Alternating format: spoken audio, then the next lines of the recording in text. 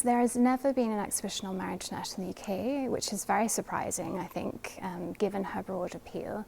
And there is a lot of interest and fascination for Marie Antoinette in this country, partly because of Lady Antonia Fraser's biography that was a huge sort of worldwide bestseller, and then also because of Sofia Coppola's film that was made based on that book as well. So there's a huge interest in Marie Antoinette in Britain, and Britain also plays quite a role in her story, in that it was British collectors in the 19th century who were buying up parts of her collection when they came to auction, because during the Revolution all the objects in the royal palaces were dispersed, they were sold in revolutionary sales.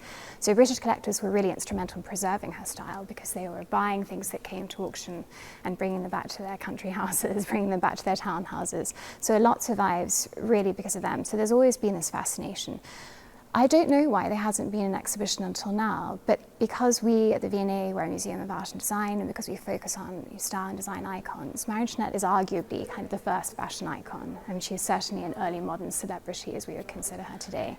And her influence is so universal now, although she was Queen of France, you know, she's influential across the world.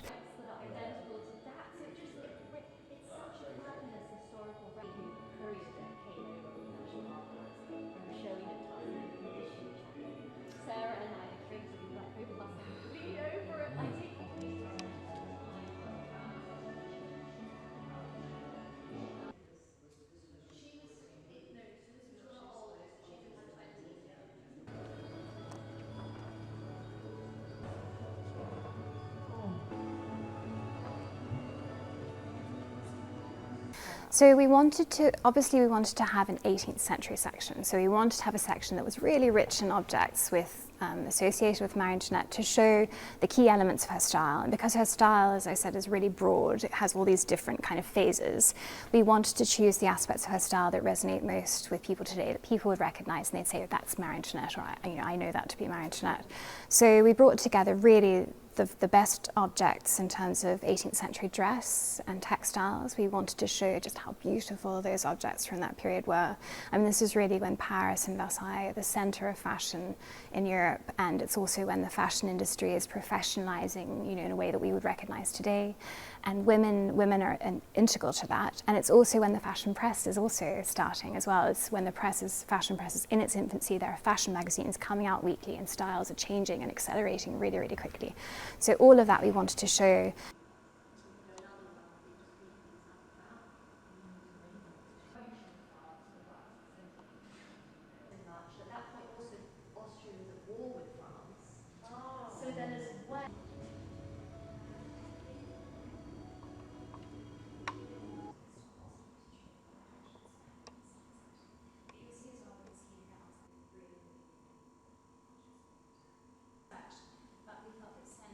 The tragic end is definitely part of it, and the fact that she dies, you know, comparatively young, because 37 is still young even in the 18th century.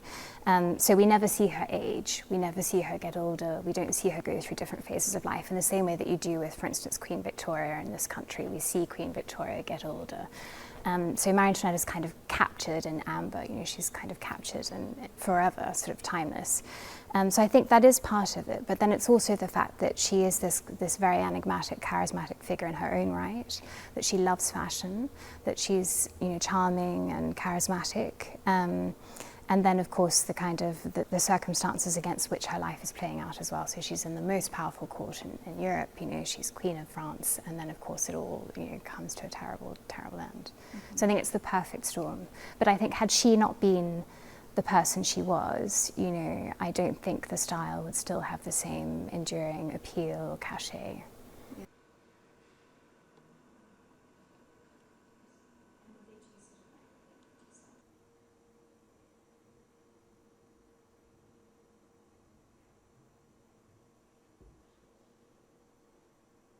Sofia Coppola's film has been so influential, and I don't think actually that we would be having an exhibition on Marie Antoinette now if it had not been for her film, because her film has, you know, achieved such a cult status. It's such a beautiful film, and it really captures a lot of the sort of spirit of Marie Antoinette, I think, that is also in Lady Antonia's biography.